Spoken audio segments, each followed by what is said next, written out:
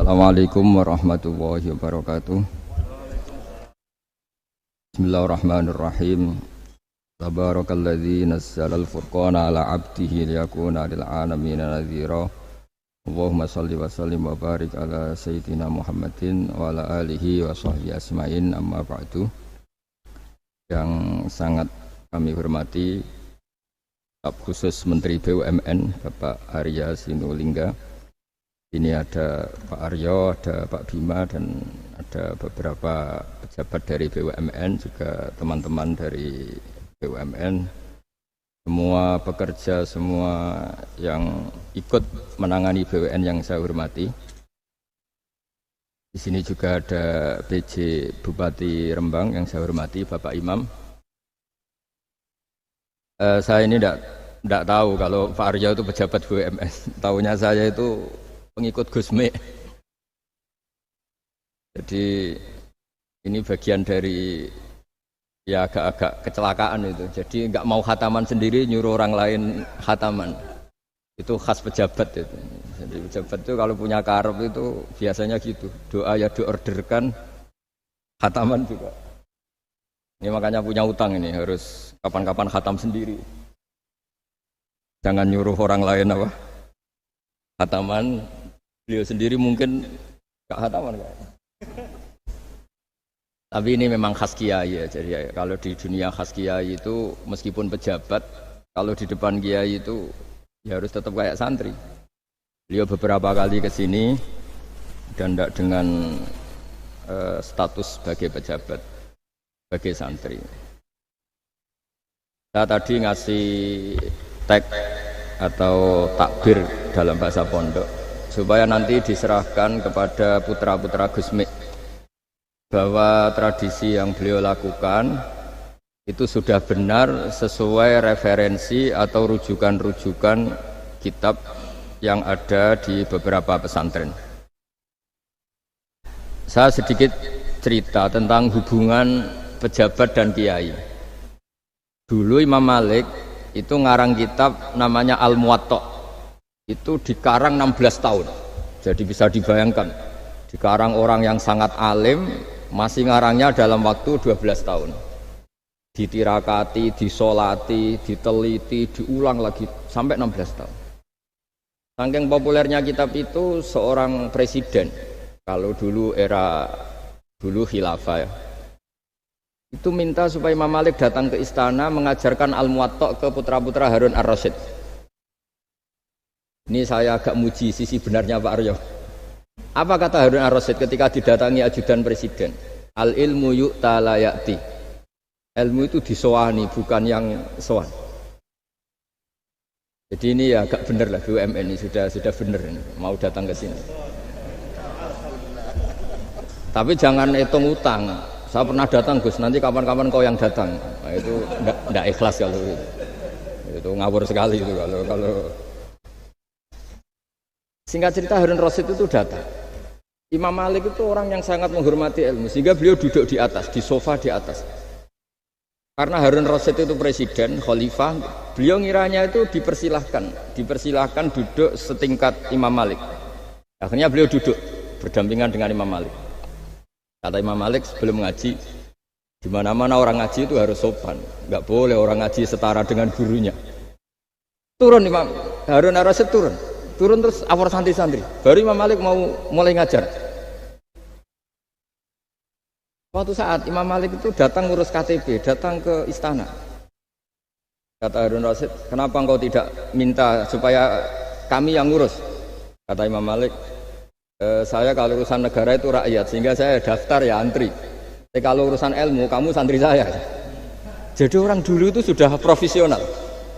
Jadi kalau Harun Rasyid pas ngaji sebagai santri, tapi kalau Imam Malik ngurus KTP ya sebagai rakyat, ya antri, ya beliau yang datang. Jadi itu sudah ada percontohan hubungan yang sangat elegan, yang sangat saling menghormati antara seorang umara, yaitu zaman itu Harun Ar-Rasyid, dengan Imam Malik. Padahal kitab Muwatta itu kitab yang sangat luar biasa. Akhirnya suatu saat anak-anaknya Harun Rasyid itu disuruh ngaji. Niku penggaweannya niku pekerjaannya itu suruh bawa kendinya Imam Malik kalau mau wudu. Karena suatu saat Imam Malik wudu, yang mengucurkan air itu putranya Harun ar-Rasyid. Hanya dikucurkan ketika basuh wajah dan tangan. Pas Harun Rasyid lewat, dinasihati juga, halla ghusal taqaddamaihi. Harusnya kamu tidak hanya mengucurkan untuk wajahnya, juga untuk kakinya. Padahal itu anak seorang presiden. Jadi betapa dulu itu harkat dan martabat ilmu itu sangat dihormati. Nah, kenapa demikian? Karena ilmu ini yang membentuk sebuah bangsa.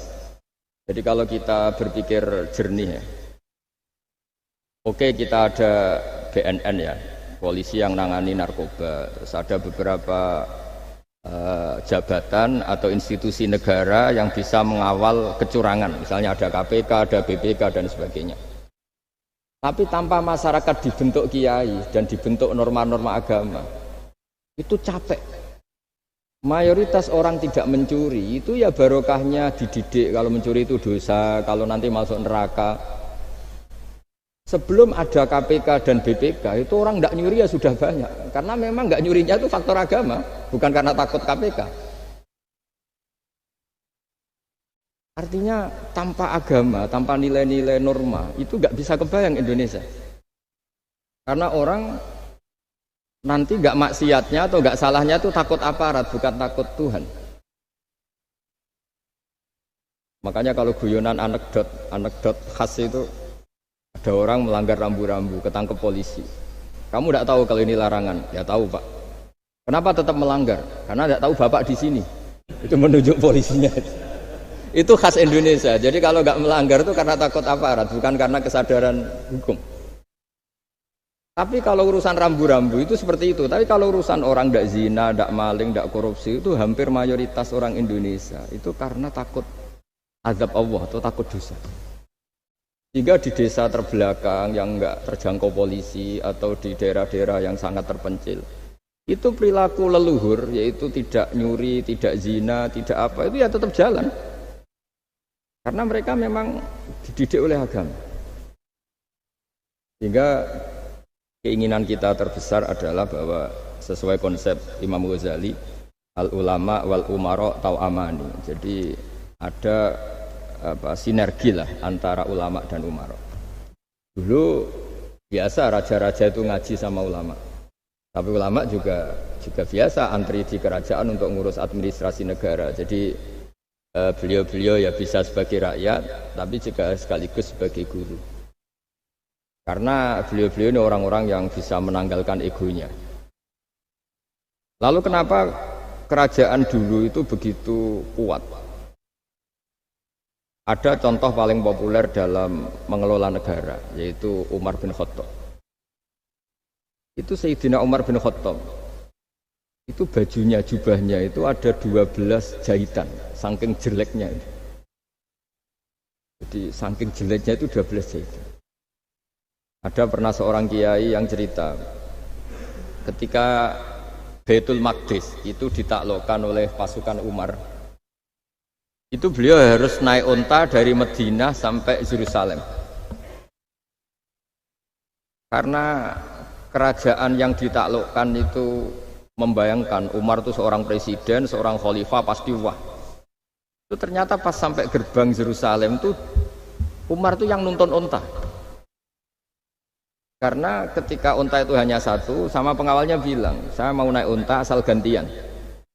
Ya 2 kilo Umar naik, 2 kilo ajudannya yang naik, sampai lepas mau pintu gerbang, itu pas giliran Umar yang nuntun. Kata ajudannya, kali ini jenengan yang naik saja. Enggak, saya enggak mau bohong. Dia yang disambut ya ajudannya. Karena ajudannya pakaiannya lebih bagus dan Umar pakai tadi jubah yang berjahit 12. Jadi betapa orang-orang dulu itu ketika jabat itu malah tasawuf. Karena itu tadi dipandu oleh agama. Setelah itu ada beberapa sahabat yang usul, ada pesta gitu karena ini hari kemenangan. Kata Sayyidina Umar, Inna Allaha ta'ala ayyara qauman faqala adhabtum thayyibatikum fi hayatikumud dunya wastamta'tum biha. di antara kritik Allah kepada orang-orang yang enggak benar adalah jatah kenikmatan kamu sudah kamu habiskan di dunia, maka di akhirat sudah tidak ada jatah. Maka kata Umar, astabqi thayyibati, jatah-jatah kenikmatan saya biarkan utuh, maka tidak saya nikmati sekarang. Nah makanya ini saya sekaligus minta sama BUMN, pokoknya nggak usah lah ngundang saya, ribet.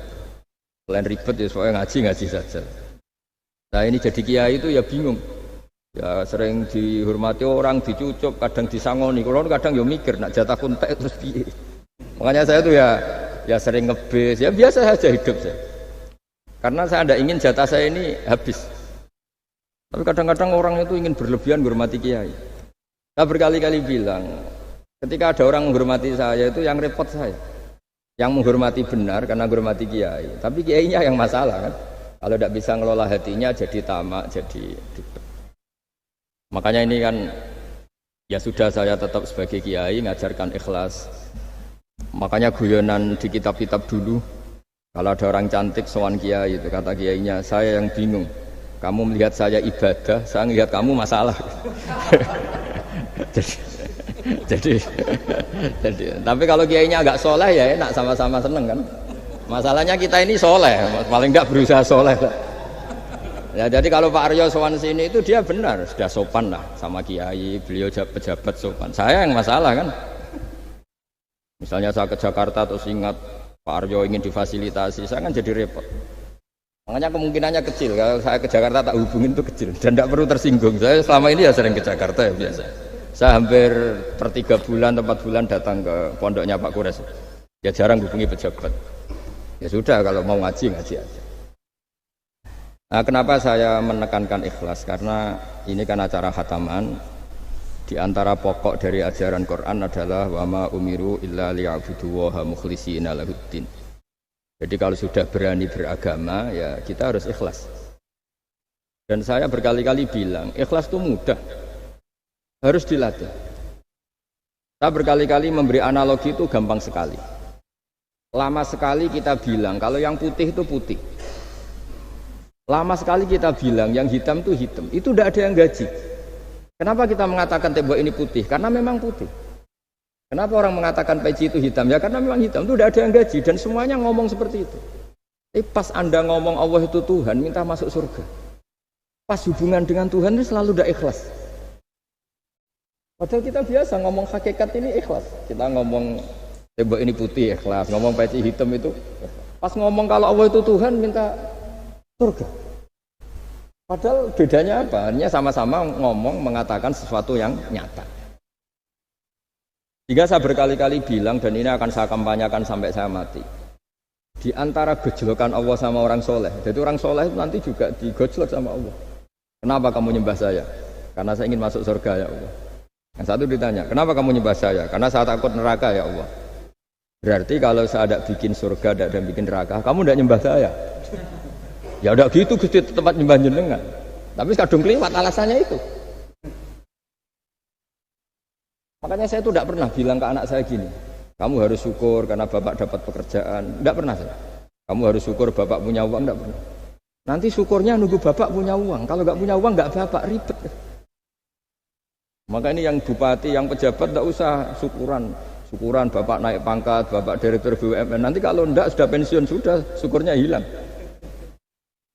Nah, karena ini kan ngaji sama kiai ya, saya ajarkan khas kiai. Saya sampai sekarang ya tidak nikmati kebesaran nama saya atau apa, karena tadi memang harus dilatih.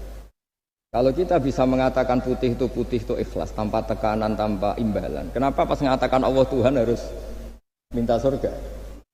Padahal Allah itu tetap Tuhan meskipun tidak menciptakan surga dan neraka. Nah dari pemahaman seperti ini para mufassir itu tahu kualitas kalimat fattaquni ya ulil albab, takutlah kepada saya.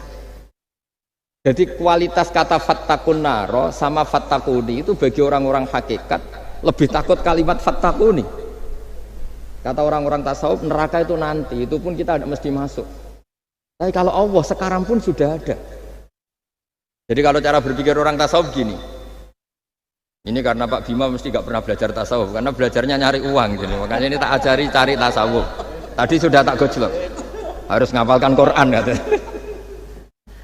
Kalau cara berpikir tasawuf itu gini. Surga dan neraka itu muajjalah, itu nanti. Kamu nyembah Allah ingin masuk surga. Takut menghindari maksiat atau takut sehingga tidak maksiat karena takut neraka. Dan surga itu simbol ridhonya, neraka simbol bencinya, sukhtunya Allah. Terus kata orang-orang tasawuf cara berpikir, Allah itu sudah ada sekarang, mulai dulu sampai sekarang Allah sudah ada. Kalau Allah sudah ada berarti Allah sekarang ya bisa berstatus ridho ke kamu atau berstatus benci ke kamu. Kenapa takutnya nanti? Wong Allahnya sekarang kok takutnya? Ya sekarang juga, kamu harus amal tuh nakdan tuh cash. Allahnya ada sekarang, ya ibadahnya harus ada sekarang. Makanya kata orang-orang tasawuf, andaikan Allah tidak bikin surga atau neraka, ya saya tetap nyembah karena surga itu simbol ridhonya. Bahwa surga itu nyata ada, ya nyata ada. Dengan segala fasilitasnya itu nyata ada. Tapi bahwa surga itu tetap kamu masuk surga karena cari ridhonya Allah. Kalau Allahnya sudah ada, berarti ridhonya sekarang sudah ada. Harus kamu cari sekarang, jangan nanti. Jika kadang-kadang orang yang ingin masuk surga itu ya kelasnya kelas amatir. Masyhur itu. Ada seorang wali masuk surga ketemu Allah ditanya. Karena wali ini biasa mensyafaati murid-muridnya. Ya Allah, kenapa murid-murid saya tidak kelihatan sowan jenengan?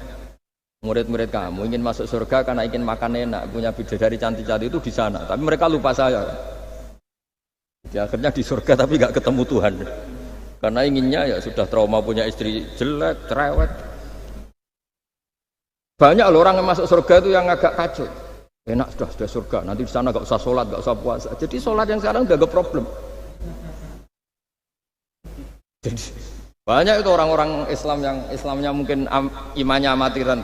Wah enak masuk surga, nggak ada subuh lagi, nggak ada puasa lagi, bebas. Itu kan kurang ajar betul. Jadi ibadah itu dianggap problem. Bandingkan di cerita dunia wali itu ada wali bertanya gini, ya Allah apa di surga itu ada sholat? Ditanya sama Allah, kenapa kamu tanya gitu? Kalau tidak ada sholat mendingan saya tidak di surga. Dia tidak bisa bayangkan ada kenikmatan di atas sholat.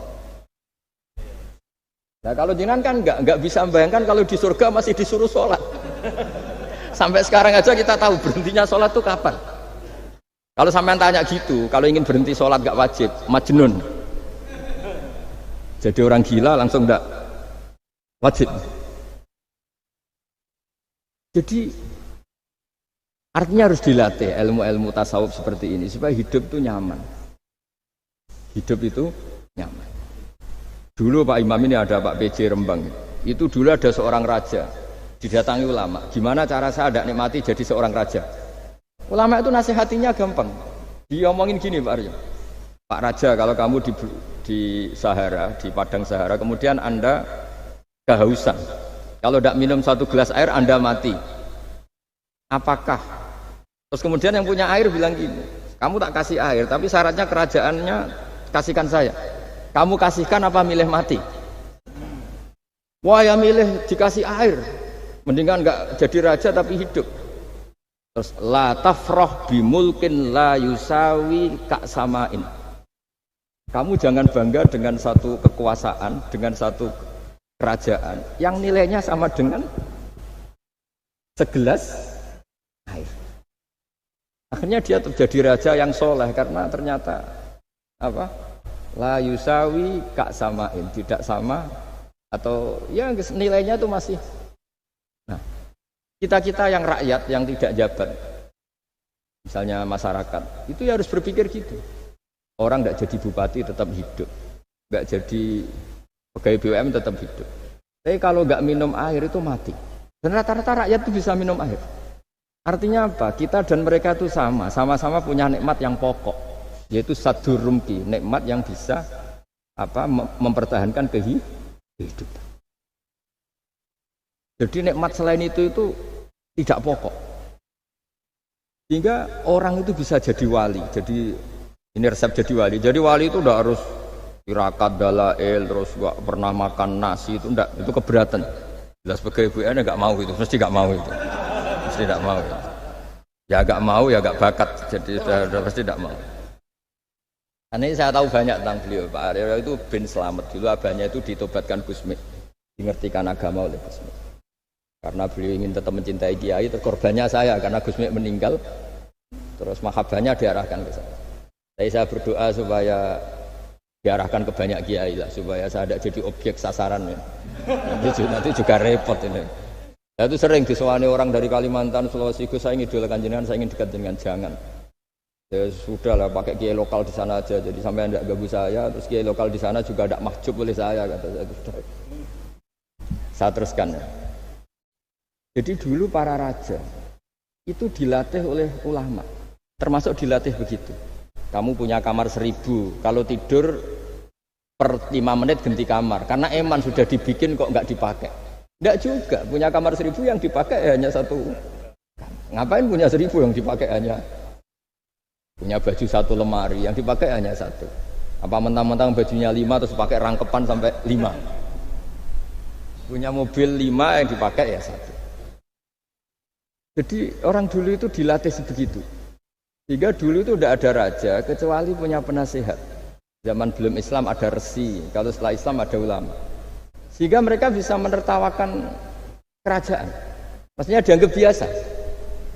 Ada seorang raja ditanya ulama, khas seorang raja itu apa? Merintah tidak bisa diperintah. Terus si ulama ini tiap pagi itu datang ke atas gunung, cari tempat paling tinggi terus mutolaah kitab. Setelah mutolaah kitab ya wasik ya, kayak saya kalau belajar ya asik. Ngalang-ngalain jagungan sama pegawai BUMN kalau saya sudah belajar. Terus dia bilang, enaknya apa jadi raja? Saya di sini nggak ada yang memerintahkan saya, berarti saya dengan raja sama. Dan kelebihan saya juga tidak ada yang ganggu. Kalau raja masih banyak yang ganggu. Artinya bisa mengolah. Kalau sekarang enggak. Banyak kiai yang melihat pejabat itu kayak gimana? Wong kok mulyane ngono, buka pintu aja nggak pernah. Mulyane kayak gitu. Yang jenis ini dia rugi, sudah iri, nggak punya kenikmatan sendiri. Ulama dulu itu bisa mengelola kenikmatannya sendiri dengan cara seperti itu. Makanya masyhur Sayyidina Ali itu kalau malam itu diantara sebab beliau tambah dekat sama Allah. Itu diantara wiridannya itu bukan kayak wiridan kita itu enggak. Wiridannya begini. Ya Allah, kafani izzan antakuna li robban wa kafani fakhran an akuna laka abdan.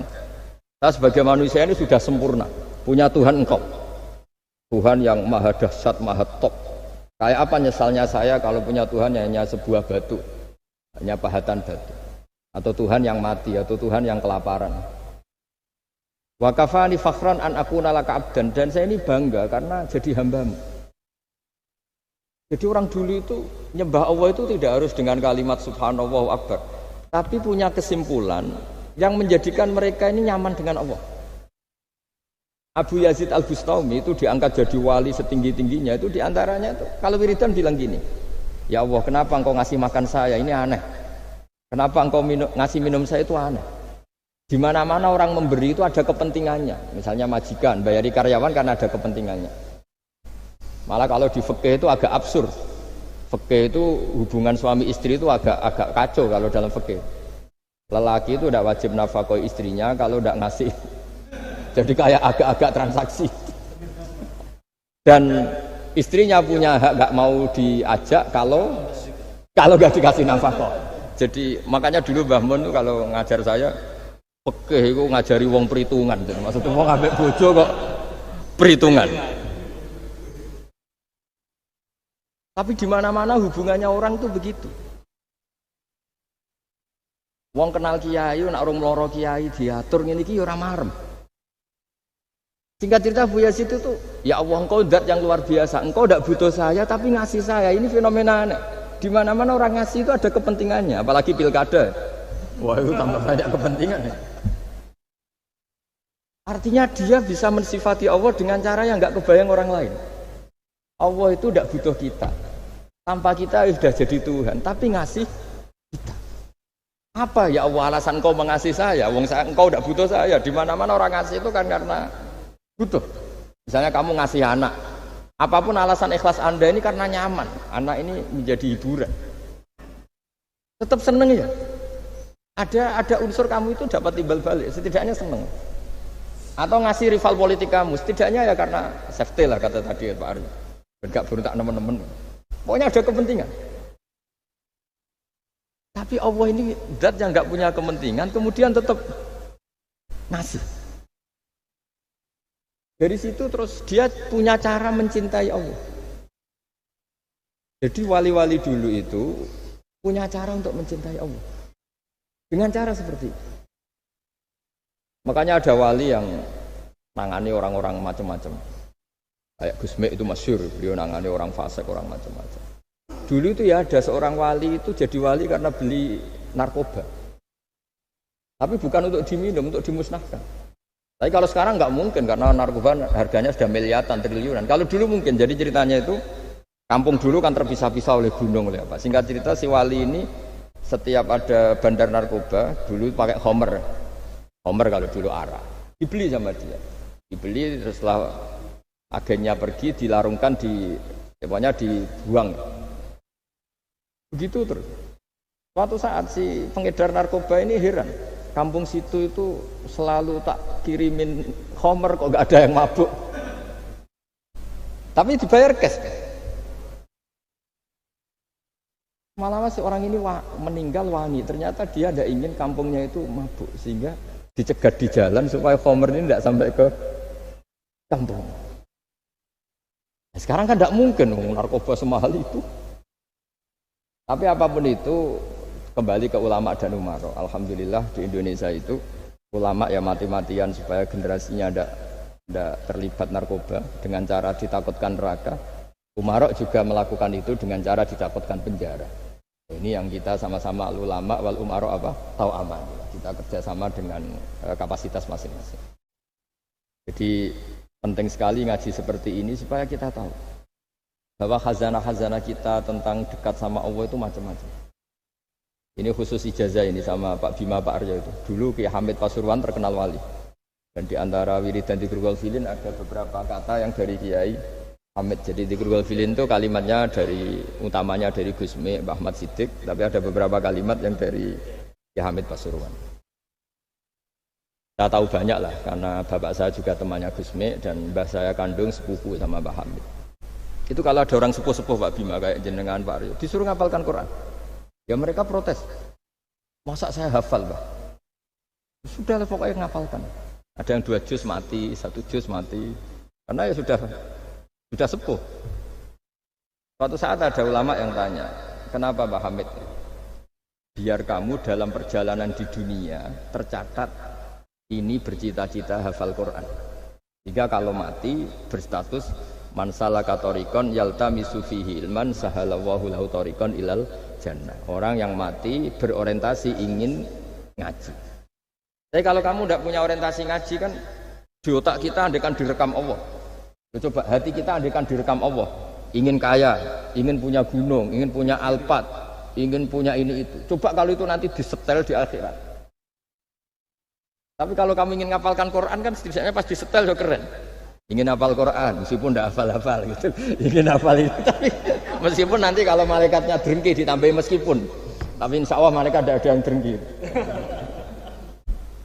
Tapi andaikan kita nanti tidak punya cita-cita ngaji, itu rekaman kita hanya itu. Ingin mapan, ingin kaya, ingin menguasai dunia. Betapa malunya kita kalau rekaman itu kita dengar di depan Allah. Padahal nanti niat ini yang dihitung. Faman kanat hijratuhu ila Allah wa rasulih fa hijratuhu ila Allahi wa rasulih. Orang yang orientasinya hijrah itu meninggalkan yang buruk menuju yang lebih baik. Hanya untuk Allah dan Rasul, maka ya dihitung ke sana. Jadi misalnya Pak Bima, Pak Aryo ngapalkan Quran, hafal-hafalnya. Tapi berarti perjalanannya ini mencari ridhonya Allah, itu ditulis. Tapi kalau kita orientasinya ingin mapan, ingin sejahtera, ya ditulis. Ini ingin punya rumah 2, ingin punya rumah di berbagai provinsi. Ini coba kalau itu nanti direkam. Terus ditanya Allah, inginnya kamu apa sih di dunia? Dan itu bisa menjadi status kita. Ngeri kan? Kita ketemu Allah dengan status tidak pencari Allah dan Rasul, tapi pencari kemapanan. Itu cara Mbah Hamid untuk mendidik supaya orang itu orientasinya kepada Allah dan Rasul. Disuruh ngapalkan. Ini Pak Aryo cerita, bapaknya hanya disuruh ngapalkan apa? Rabbana dzalamna anfusana. Itu semalam nggak hafal. Dan alhamdulillah nggak hafalnya ditiru anaknya. Susahnya kemarin pas ngaji sama saya di kamar saya punya kantor di depan rumah saya. Ya nggak hafal-hafal. Bener-bener konsisten. Jadi dulu bapaknya itu ketemu Gus Mek di hotel, dia diajarin semalam nggak hafal. Akhirnya hafal loh. Ya, tapi nunggu sekian tahun mungkin. Jadi yang penting, jadi ulama dulu itu pinter cara menuntun umat menuju Allah dan Rasul. Diajarin. Akhirnya ada dzikrul ghafilin. Penting orang itu menuju Allah dan Rasul. Setidaknya kalau direkam itu nanti saya ingin ya Allah dapat ridhomu. Kalau malam ilahi anta matlubi. Ilahi anta maqsudi wa ridhoka matlubi. Meskipun semalam hanya dilafadzkan sekali, setidaknya Allah mencatat, ya Allah engkau yang kami cari, ridhomu yang kami cari. Kalimat itu kalau terulang-ulang itu menjadi mental dan lama-lama jadi status. Daripada sebelum tidur, kapan ya sugih. Dari Pak Bima, kapan gak jadi anak buah. Engkau nanti yang menteri ya mikir, semoga gak kena reshuffle, gitu terus pikirannya. Nah ini kan kalau ngaji saya menyinggung, yang salah tidak saya, sing ngongkor ngaji sopo. Saya makanya saya santai saja. Sampean kecewa malah bagus lah, karena tidak ngel-ngelo saya lagi. Saya dalam hal ini itu anut mazhabnya Imam Syafi'i. Imam Syafi'i itu saya punya kitab, namanya Diwanus Syafi'i. Itu kalau orang tidak senang itu paling bagus menurut saya. Pak Imam Syafi'i separuh kampung tidak senang jenengan, ya bagus lah. Kalau nggak senang tidak akan utang duit, nggak pinjam mobil. Wong nggak seneng itu kan nggak mungkin pinjam uang. Saya pernah ketemu seorang bupati cerita ini, nggak perlu saya sebut, bupati aktif. Setelah saya cerita ini, terus saya ingin ketemu jenengan empat mata. Setelah ketemu saya lucu. Saya akan cerita. Di antara wasiat bapak saya itu unik Pak. Ngelola wong gedeng enak, sing ribet itu ngelola wong seneng. Jadi ngelola orang benci itu mudah. Yang ribet itu ngelola orang senang, itu mahal sekali. Itu dulu saya tidak paham.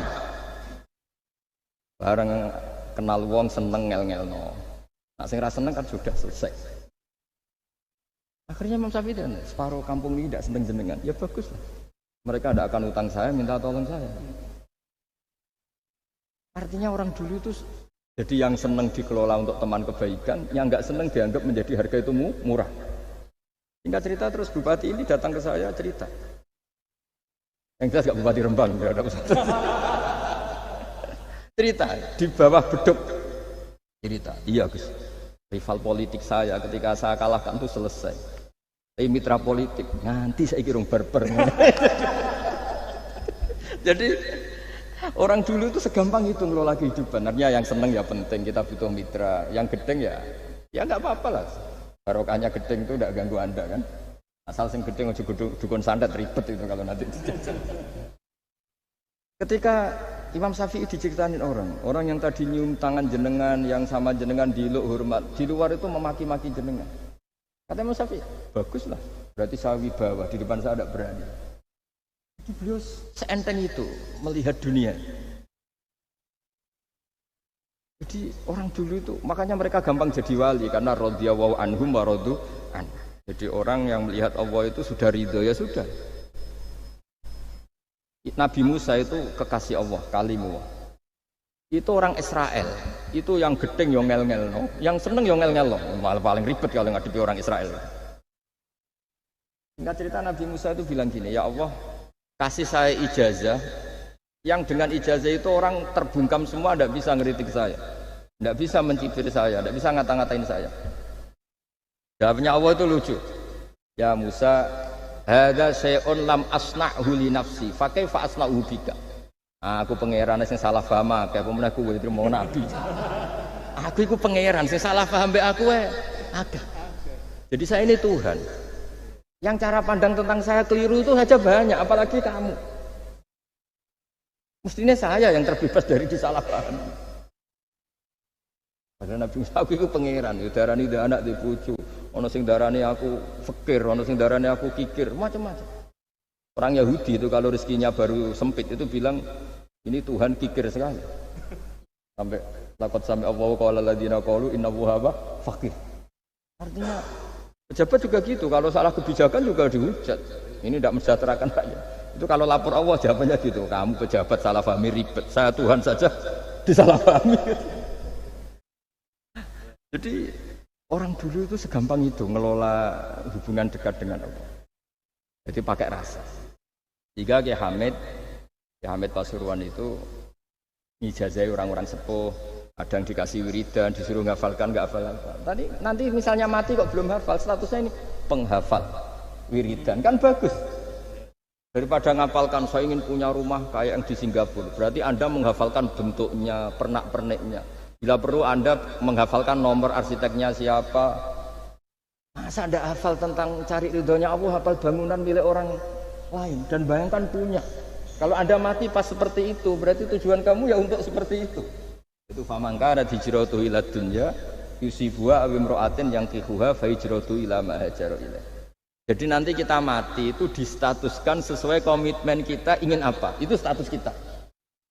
Jadi kalau kita ingin punya rumah mewah kayak yang di Singapura, kayak yang di Amerika, kayak di Eropa, itu terekam di otak kita. Terus kita ngapalkan arsiteknya namanya siapa, itu di rumah mana. Terus kita angen-angen ada arsitek yang kita bawa ke sana supaya niru.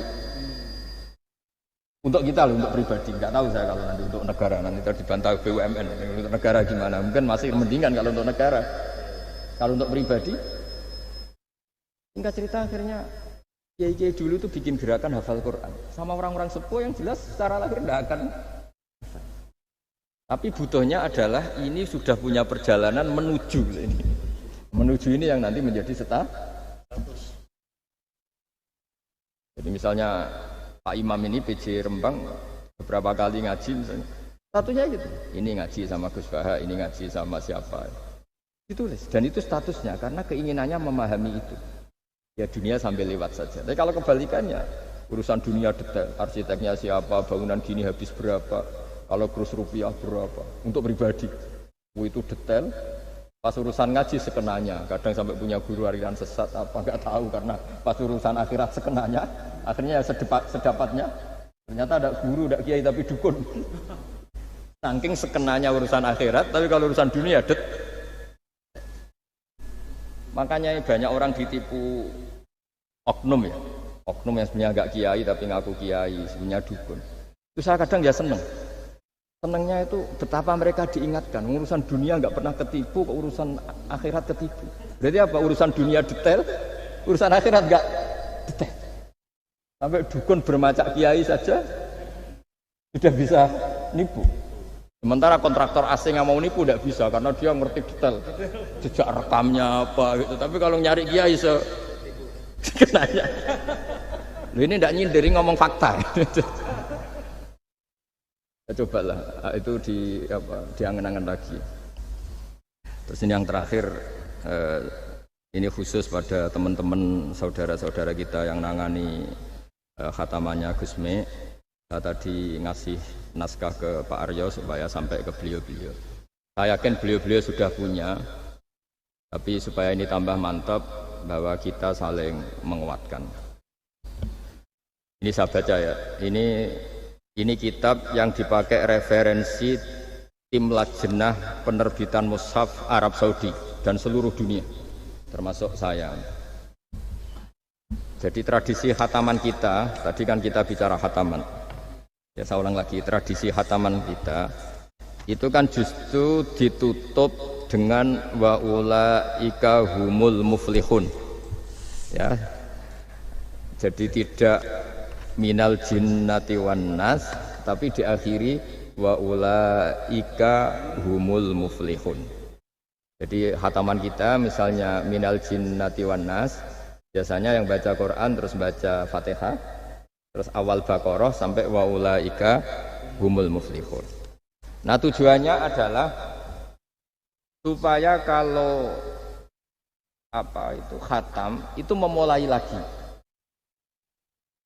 Ya kalau langsung an-nas minal jinnati wan nas berarti dia bangga dengan berakhirnya baca Quran. Pertanyaannya, dengan Anda ketemu Allah, seneng ya jagungan mau aku sebar. Betapa buruknya kita jadi hamba. Kayak kita dulu ketika ngaji, nah baru hure ngajinya wis bar. Berarti nganggep guru problem. Makanya bangsa Indonesia itu ya agak lambat pinter karena sekolah juga ada agak problem. Pas masuk merengut, waduh sekolah. Pas bubar seneng, waduh gak sekolah. Jangan-jangan kita sholat juga gitu, ono adzan, waduh wis adzan. Jadi ini belum makam wakuroto ini bis sholat. Padahal cirinya orang baik itu menikmati sholat itu. Ciri utama suka ilmu ya nikmati pelajaran. Enggak, ini pelajaran bareng guru. Waduh, udah gitu matematika lagi. Waduh. Nah, kita baca Quran harusnya asik. Karena di situ munajat sama Allah. Ketika selesai harusnya nyesal. Waduh, baru asik sama Allah kok sudah selesai.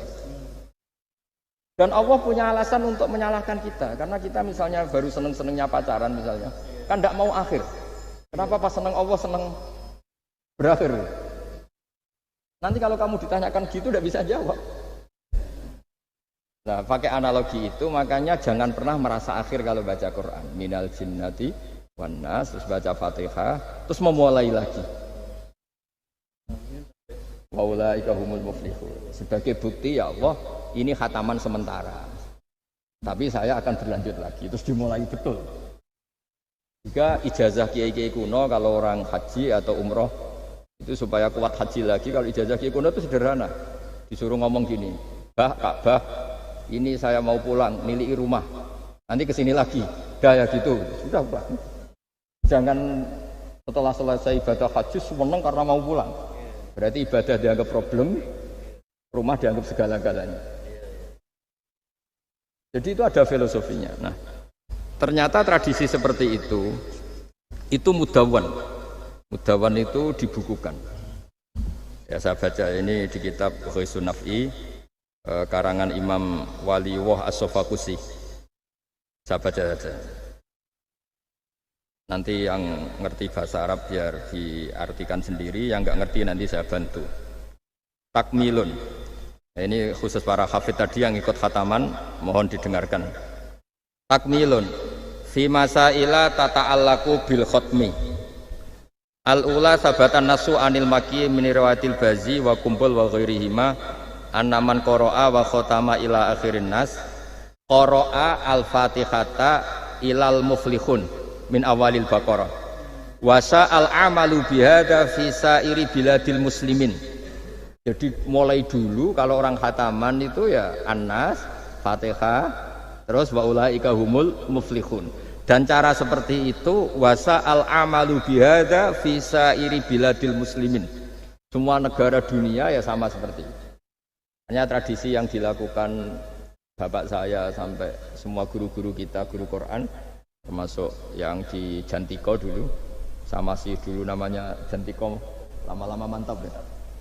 Itu sudah benar itu. Jadi mungkin teman-teman sudah melakukan tapi nggak tahu filosofinya. Ini saya bantu. Filosofinya adalah supaya kita tidak merasa mengakhiri baca Quran, tapi sekaligus memulai. Kalau nak kue niat ngakhiri tenan itu seakan-akan kan baca Quran itu problem. Terus ketika berakhir kita senang. Sholat juga gitu Pak Imam. Yang menjadikan umatnya Rasulullah SAW dijamin surga itu diantaranya cara sholat begini Pak Arya. Saya hafal hadisnya itu. Absyiru ya ma'syaral muslimin. Ini kata Rasulullah. Hari ini Jibril muncul dan memberi satu pengumuman yang sangat menggembirakan. Apa itu? Umatku berstatus, ya ini kata malaikat Jibril. Umatku berstatus mereka itu fa'alu faridotan wantadharu ukhra. Melakukan satu fardu selesai atau addu faridotan wantadharu ukhra. Jadi misalnya tadi saya sholat subuh, status saya ditulis oleh malaikat Jibril, Bak tadi sholat subuh. Dan ketika saya ditanya, Bak kok ijek urip sampai jam 10, jam 11, ngenteni apa sholat duhur. Ketika sholat duhur selesai, orientasi saya ngenteni sholat asar. Begitu seterusnya. Hingga statusnya umatnya Nabi adalah addu faridotan wantadharu ukhra. Komitmennya adalah melakukan satu fardu dan menunggu yang lain. Berarti kita dihimpit di dua kebaikan. Kebaikan sudah kita lakukan dan kebaikan yang lain kita sekarang ngasih anak yatim. Di hati kita juga ingin mengasih lagi. Ngasih orang miskin juga gitu. Begitu juga kebaikan-kebaikan yang lain. Jika kita diimpit di dua apa? Kebaikan. Kebaikan yang kita lakukan dan kebaikan yang kita angankan ya, atau kita cita-citakan. Ya sudah begitu. Jika dengan cara seperti itu orang Islam itu nyaman. Bayangkan kalau kita berstatus punya rumah dan punya rumah lagi, ingin punya mobil lagi, berarti satu itu minat dunia wa ilat dunia, minat dunia ilat dunia. Itu kalau pas mati, pas khayalnya begitu, Allah posisinya di mana? Ya, ini sudah siap ya, setor ya, Ataman. Siap Pak Bunga ya? Ya, siap. Sampai berapa juz rencananya? 30. Sampai 30 juz apa juz 30? Juz 30 dulu. Juz 30 dulu. Jadi sampai segitunya guru-guru kita memandu, makanya terus dilatih dzikrul ghafilin, dilatih apa supaya kalau kita biasa pergi kembali misalnya, rombongan kembali, mungkin kita istighfar. Buat sekali-kali rombongan datangin khataman Quran, datangin acara-acara sehingga ada perbandingan. Nah, setidaknya saat kita salah itu tidak status, tapi zallah bawaan manusia. Tapi status kita adalah faman kana hijratuhu ila Allahi wa rasulih fa hijratuhu ila Allahi wa rasulih. Nah, kemudian kenapa itu menjadi perilaku masif di seluruh dunia? Kalau khataman justru ditutup oleh awal Baqarah. Kan agak aneh khataman kok ditutup dengan permukaan atau permulaan. Ya. Itu terus beliau ini di beberapa kitab diterangkan anna rajulan qala ya Rasulullah ayul a'mali afdalu. Amal terbaik itu apa ya Rasulullah? Qal alaika bil halil murtahil. Terus wa ma halul murtahil? Qal sahibul Qur'ani kullama khalla irtahala. Amal terbaik itu adalah amal setelah selesai ingin melakukan lagi. Apa itu? Orang yang menghafalkan Quran atau membaca Quran atau khataman Quran setelah selesai langsung dimulai lagi. Ini di sini diartikan kullama faragha min khutmatin syara'a fi ukhra. Jadi satu khataman selesai kemudian lanjut lagi. Ya kan kalau kita misalnya orang kaya ke Singapura wisata, kan langsung mungkin sudah punya brosur lagi, mungkin mau ke New Zealand atau apa. Kenapa pas urusan khataman ndak itu? Jadi manusia itu yang benar gitu. Jadi ya kira-kira gitu. Jadi ini teman-teman yang sedang khataman, bahwa perilaku Anda sudah benar. Memang mulai dulu zaman Rasulullah SAW sampai sekarang memang justru khataman itu ditutup dengan wa ulaika humul muflihun sebagai bentuk komitmen kita bahwa kita ingin memulai lagi. Bukan berakhir di itu. Nah, saya kira demikian. Assalamualaikum warahmatullahi wabarakatuh.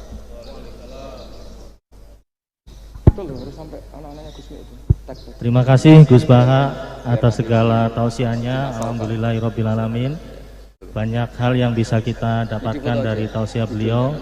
Mudah-mudahan semua menjadi pijakan kita untuk terus berbuat kebaikan dan mewujudkan akhlak sebagai core value BUMN dalam keseharian kita berlandaskan Al-Qur'an. Untuk selanjutnya tanya jawab, mungkin panitia bisa menampilkan zoom-nya. Dua, yang pertama dari Aljazair, Pak Haidar yang khataman dari Aljazair, bisa ditampilkan zoom-nya untuk bertanya langsung ke beliau. Kan lebih cepat kalau. Silakan, Pak Haidar.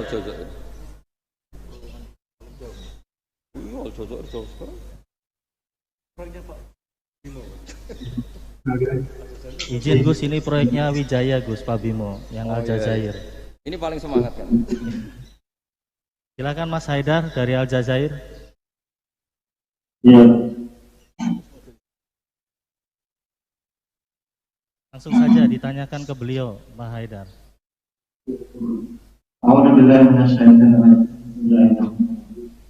Assalamualaikum warahmatullahi wabarakatuh. Yang saya sangat hormati Gus Baha, kemudian Pak Alia, Pak Bimo, dan teman-teman panitia pengajian, kemudian rekan-rekan dimanapun berada, Izinkan saya memperkenalkan diri. Nama saya Haidar Kusdinar, asli dari Bandung. Kemudian instansi saya di PT Wijaya Karya. Kami di sini sama teman-teman sedang membangun 3.950 unit kita di Indonesia apartemen. Alhamdulillah kami semua berada dalam kondisi sehat walafiat, walaupun kondisi pandemi ini tidak dari turunan. Agak lambat sampainya. Alhamdulillah tim kami sekitar 103 orang dan kami bagi kemarin dari hari Senin dan mulai gladi resik dan hari Senin tanggal 12 kami rapat terkait dengan kegiatan ini. Kami langsung membagi tim gimana caranya supaya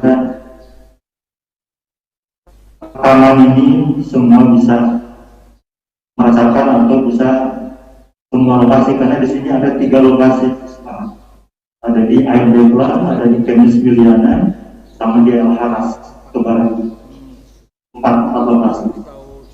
Alhamdulillah kami sudah rekam dan kami bagi-bagikan secara langsung. Mudah-mudahan ini membawa keberkahan buat kolektif kami, khususnya Wijaya Karya, semuanya, seluruh BUMN, Adikarya, PP dan kami sebagainya. Khususnya terkait dengan kamu mediasi, saya berdoa dan melihatkan dengan keberadaan kita terlaksananya acara ini. Juga Allah Pak, izinkan saya bertanya. Pertama adalah tadi sebagian sudah ada paparan khusus, ternyata mengenai pertanyaan saya. Pertama adalah kiat-kiat khusus bagaimana kita bisa istiqomah dalam keadaan konsisten, konsisten dalam berbuat, berucap, bertingkah laku, sehingga benar-benar terjaga keberadaan diri. Terjaga dari apa? Terjaganya adalah dari mohon maaf. Segala sesuatu yang Allah tidak ridhoi, terutama dalam keberadaan kami di sini tetap konsisten. Ada dalam rule aturan, tadi saya mencermati ada kata-kata yang luar biasa dari Gus Baha. Salah satunya adalah jalankan aturan yang sudah benar-benar jelas, lakukan. Ya, jelas. Kemudian saya catat adalah dengan rasa takut kepada Allah Subhanahu Wa Taala.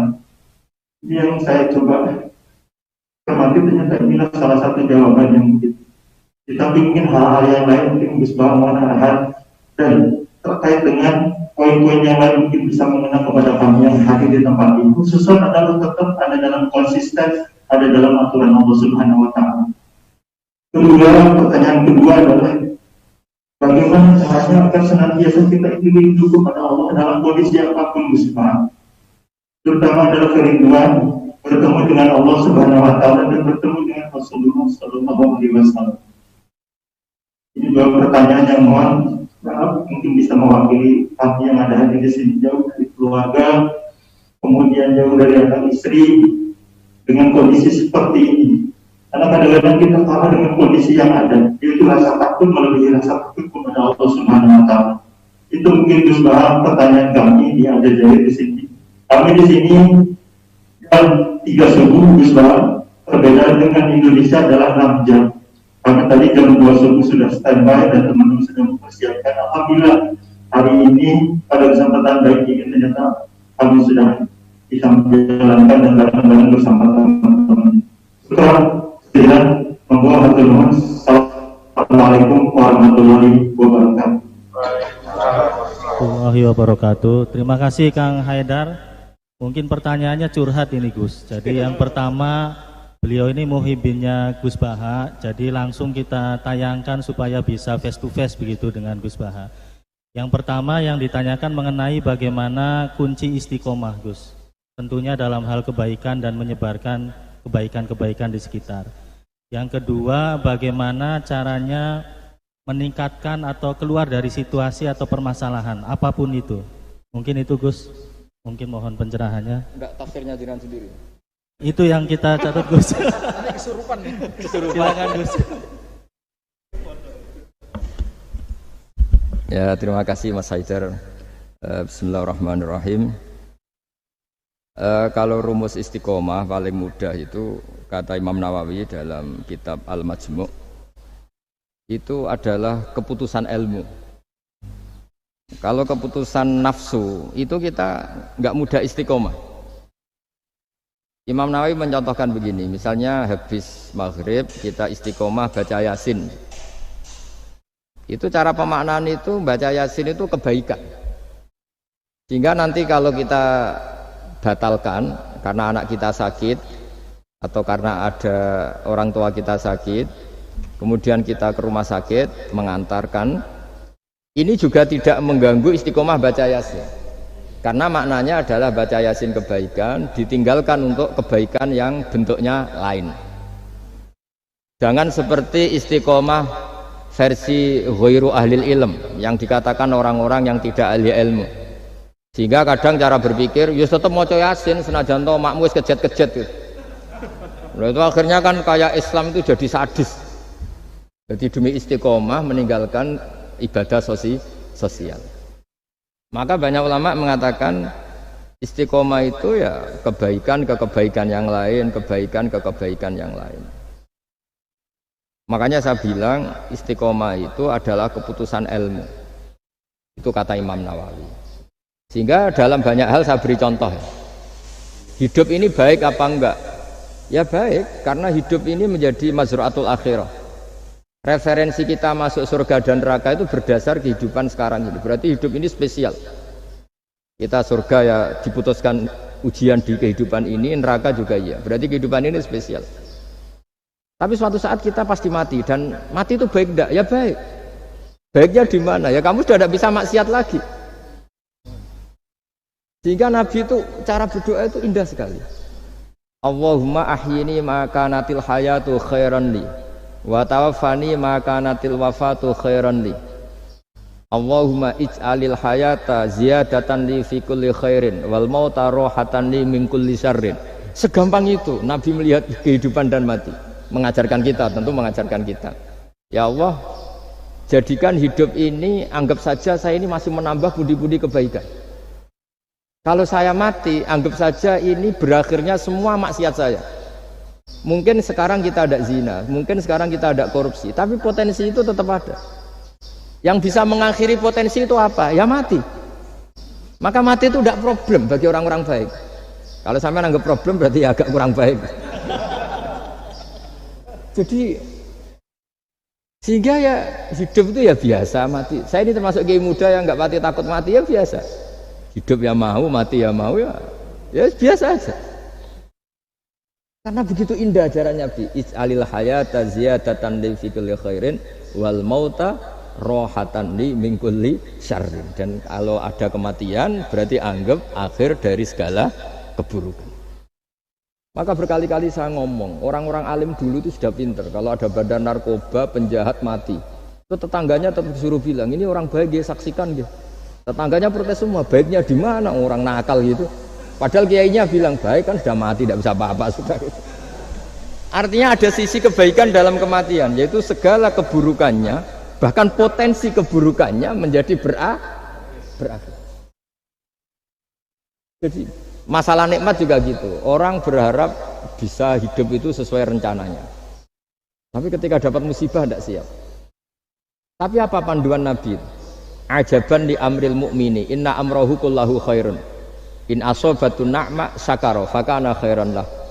Wa in asobathu dharra sabara fakana khairan lah. Orang mukmin itu selalu baik. Kalau dapat nikmat syukur ya baik. Dapat ujian sabar juga baik. Kenanya baik terus. Makanya saya berkali-kali bilang, hubungan dengan istri itu ya gampang. Saya berkali-kali bilang, kalau pas harmonis ya baik, namanya harmonis ya baik. Pas tukaran juga baik. Ibadahnya tinggal sabar. Dulu banyak orang jadi wali itu karena istrinya cerewet. Jadi termasuk resep jadi wali itu istrinya cerewet. Kalau secara ekonomi saya sering bilang, kalau harmonis malah minta ke mall, kalau sedang tukaran malah enggak, murah tukaran sebetulnya.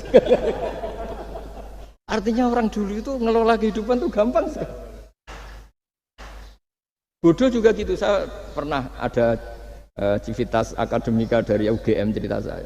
Biasanya kampus-kampus besar kan menghormati orang yang prestasi. Saya bilang ke beberapa profesor, ya cocokkan lah. Kalau dalam pandangan kiai gimana Gus?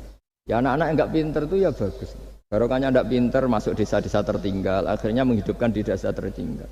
Kalau pinter inginnya di Jerman, terus dapat beasiswa, malah kadang-kadang nggak mau pulang. Barokahnya nggak pinter mau di desa-desa terbelakang, akhirnya merata pembangunan di Indonesia. Di dunia gaya juga gitu, kadang yang alim paling jadi ketua MUI atau apalah. Barokahnya ndak alim dia di desa tertinggal, kelasnya pendiri masjid. Artinya kalau dalam pandangan Islam itu semua itu ada hikmahnya. Jadi Allah bikin orang ada yang bodoh itu sudah direncanakan. Barokahnya bodoh itu mau di desa terbelakang. Kalau enggak bodoh enggak mau dia. Ya itu cara Allah untuk menyebarkan kebaikan. Ya ini kan fatwa ala kiai, sampean jangan buka. Wah ini berarti bikin itu Gus, berarti orang bodoh ya hebat. Ya memang hebat, Allah sudah merencanakan, tapi ya jangan dimasifkan. Orang bodoh jumlahnya sudah banyak lah, tidak usah ditambah. Tapi ini cerita, terus sampean Allah itu sudah punya rencana. Allah itu sudah punya rencana. Jangan sampai kita ini nggak tahu rencana Tuhan. Makanya akhir dari kesimpulan orang-orang itu, orang-orang baik, subhanak Rabbana subhanak Rabbana ma khalaqta hadza batilan subhanaka faqina adzabannar. Semua yang kau ciptakan itu tidak ada yang sia-sia. Saya pernah di Korea, ini pengalaman saya. Itu rata-rata saudara kita yang ke Korea itu kan nyari uang. Ternyata setelah di sana nggak ada masjid, ya do bikin masjid, kadang nyewa. Itu cara Allah untuk menyebarkan Islam di Korea, kadang lewat pekerja itu. Dulu Indonesia sejarah yang terkenal ada Islam ya ada orang ingin kaya terus dagang ke Indonesia, orang Gujarat. Gara-gara dagang ke Indonesia terus kenal orang pribumi karena bawaannya orang Muslim ya mengkampanyekan Islam terus ada Islam. Jadi sederhana. Mbah Mun pernah cerita Harun ar-Rasyid itu kalau punya tahanan politik itu dibuang. Itu di Irak, Baghdad. Buangnya di mana? Di Fakfak, di Irian Jaya. Makanya di Fakfak itu banyak imigran turunan apa? Arab. Itu dulu itu rival politiknya Harun ar-Rasyid. Ketika di sana melihat orang Irian tuh pakai koteka itu bilang Urian terus jadi Irian itu. Urian itu maknanya apa? Telanjang.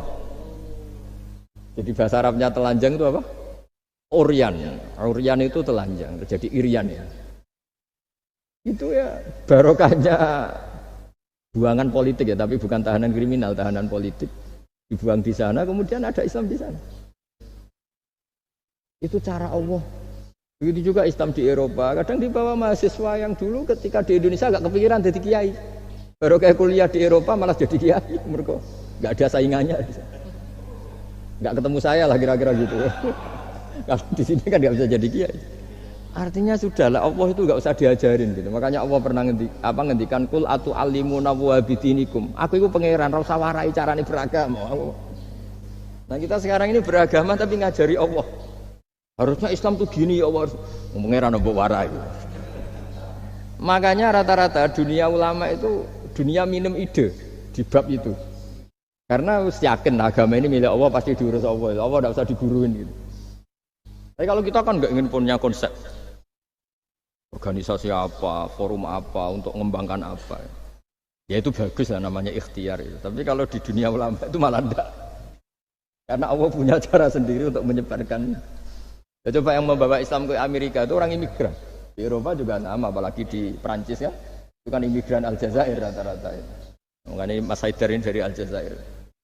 Ya sudahlah, kita ikhtiar, istiqomah itu nomor satu, benahi ilmu Anda, cara berpikir Anda. Ya ketika kita harmonis ya istiqomahnya syukur, kalau tukaran istiqomahnya sabar. Kalau punya teman sebaik ini ya istiqomahnya mitra kebaikan. Kalau sedang benci ya bagus lah, barokahnya itu udah utang, udah ngel-ngel, sudah diganteng saja hidup itu. Masyhur itu dawuh Imam Syafi'i.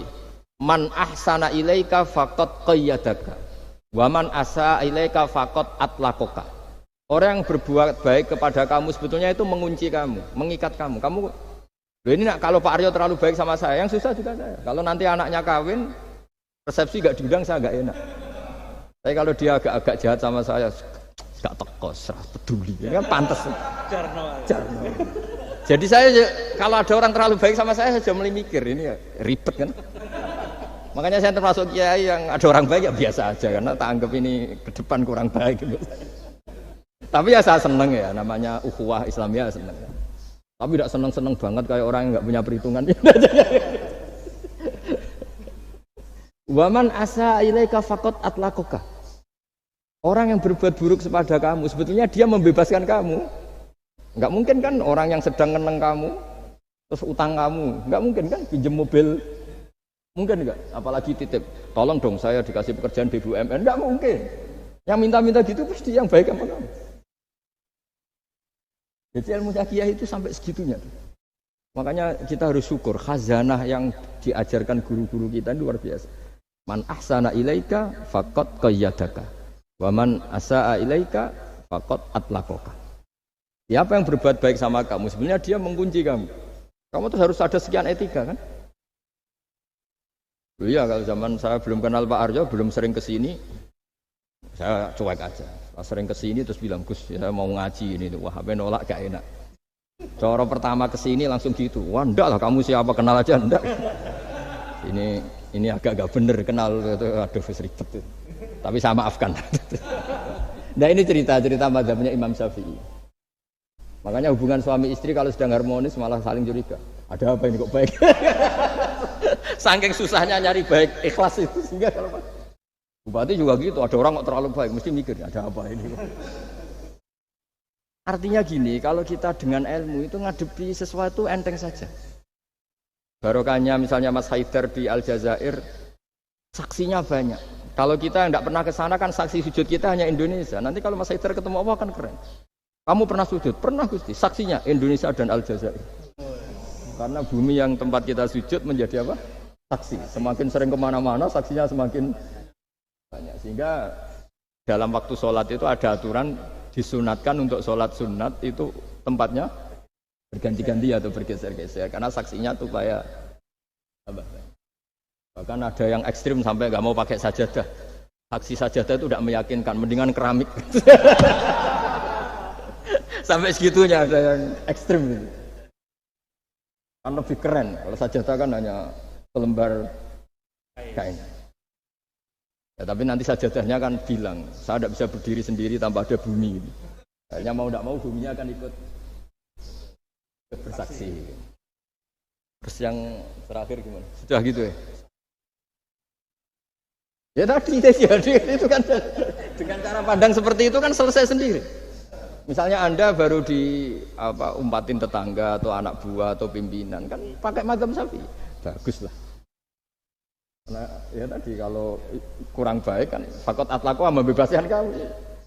Ya itu sudah jawaban. Wah ini moderatornya. Pak Sultan ini masalah Pak Sultan ya.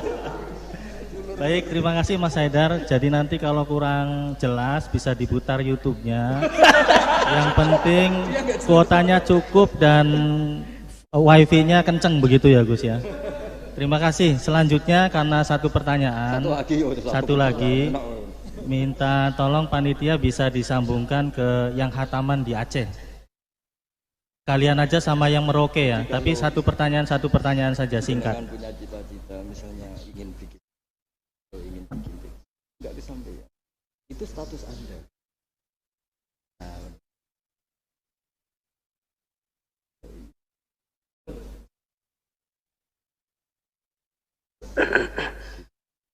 Bismillahirrahmanirrahim. Assalamualaikum warahmatullahi wabarakatuh. Assalamualaikum warahmatullahi wabarakatuh. Aceh. Alhamdulillah, bersyukur kepada Allah, salawat pada Rasulullah sallallahu alaihi wasallam. Allahumma shalli ala sayyidina Muhammad wa ala sayyidina Muhammad. Yang kami hormati Gus Baha, kami dari Aceh insyaallah akan bertanya mengenai mungkin tidak jauh beda dengan Aljazair. Kami dari anak-anak muda di proyek, jadi kami minta ininya Gus, tips-tipsnya agar kami anak-anak muda ini agar istiqomah dalam kebaikan dan juga menyebarkan kebaikan di lingkungan proyek kayak gitu. Jadi harapannya memang di lingkungan proyek juga tidak membatasi kita untuk selalu berbuat kebaikan dan juga menyebarkan kebaikan ataupun berdakwah di lingkungan proyek. Mungkin itu saja Gus. Syukur-syukurullah. Assalamualaikum warahmatullahi wabarakatuh. Waalaikumsalam warahmatullahi wabarakatuh. Oh, jubirnya ini. Satu lagi yang Merauke sekalian. Ya, lagi. Jadi dia satunya agak diingat-ingat. lagi. Kan enggak mungkin. Terus lanjut. Terus. Provokator semua. Assalamualaikum warahmatullahi wabarakatuh. Saya Asep Sanjaya dari PT PP Persero, proyek PLTMG Merauke 2. Yang terhormat Gus Baha dan Bapak Aryo. Saya dari anak-anak tua. Kalau mereka tadi anak muda, kalau saya itu anak tua. Pertanyaan saya, bagaimana cara mengokohkan di dalam ranah bekerja atau pekerjaan? Karena di era sekarang ini banyak yang menyampingkan akhlak demi mendapatkan kepuasan diri sendiri. Terima kasih. Waalaikumsalam warahmatullahi wabarakatuh. Waalaikumsalam warahmatullahi wabarakatuh. Ini milenial, Gus. Jadi memang di proyek ini ada yang milenial, kolonial, ada juga yang campuran, Gus. Miko namanya, milenial kolonial. Jadi mungkin yang pertama mohon pencerahan dari proyek Aceh, kemudian yang kedua dari proyek Merauke. Kalau Aceh tadi bagaimana caranya milenial bisa istiqomah, kemudian yang milenialnya, kemudian yang Merauke itu bisa mengenai akhlak ya Gus ya, sebagai core value-nya BUMN terutama antara anak dengan orang tua. Monggo Gus, silakan. Pakai ini aja. Bismillahirrahmanirrahim. Sesuai disiplin yang saya tekuni yaitu ilmu. Seperti yang saya jawab pada Mas Haidar tadi dari Aljazair. Untuk yang Aceh juga sama. Kita di perantauan, saya pernah ditanya anak yang kuliah di Inggris, juga pernah ditanya anak yang kuliah di Amerika. Pertanyaannya itu, Gus, kita di negara yang sistemnya itu lebih mapan ketimbang negara yang kita huni. Itu cara terus menjaga syukur sama Allah itu gimana? Ya saya jawab, apapun baiknya negara di Eropa maupun Amerika, ketergantungan Anda pada sistem negara itu lebih tergantung pada nikmatnya Allah. Untuk kamu dideportasi itu butuh ketangkep, butuh ini itu. Tapi kalau kamu nggak dikasih oksigen sama Allah saat itu juga Anda mati. Kalau Allah mengambil buminya dengan memberi gempa yang besar, saat itu juga Anda mati. Artinya dia tanya, gimana cara ingat Allah di negara-negara maju seperti itu? Terus tak latih bahwa utang jasa kamu kepada Allah itu jauh di atas utang jasa kamu terhadap sistem negara. Artinya oke lah kita ngakui sistem negara itu baik, kita juga loyal sama negara. Tapi kenapa orang Islam selalu disuruh uzkuru wa dzikron katsira, ingat Allah sebanyak-banyaknya? Karena nikmatnya Allah memang jauh lebih banyak.